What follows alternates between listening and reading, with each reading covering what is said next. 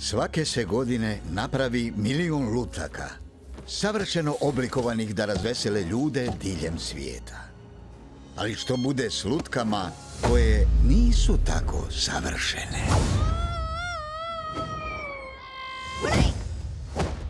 Dobrodošla u Grdigrad, Prijo.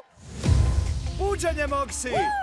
Odvijek vjerujem da veliki svijet postoji i znam da ću si naći savršeno dijete, ali počinjem se pitati, ako nema svjedoka ni dokaza, što ako nije istina?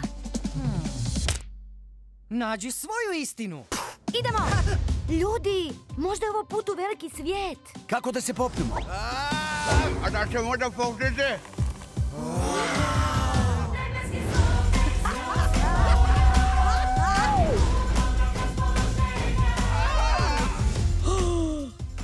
Što je savršenstvo?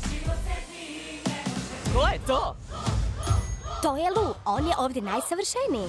Zajedno sad svi! Dobrodošli u Institut za savršenstvo gdje samo najbolji nalaze svog savršenog ljudskog partnera. Ti si inženjer i model. Moji dodaci čine me drugačijom. Ti si odvjetnik i model. Ja sam jedinstven, isti kao i svi ostali. Ti nisi model. Greška u programu.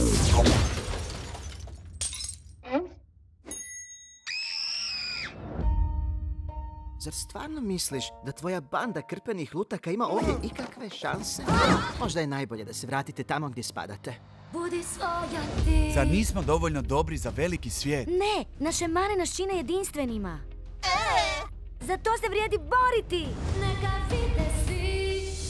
Valjda znaš da će ti Lu jako otežati stvari. A ja kažem, navali Lujo! Odaberi put, tu ćeš krenuti.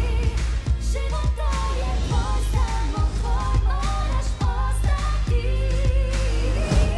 neslomljiva. I mi znamo biti simpatične. Blažene grdobice. Sad otkači i poludi! Što? Kako se zoveš? Tupoglava! Volim doslovna imena. Jel tako, brbljava maco? Neslomljiva.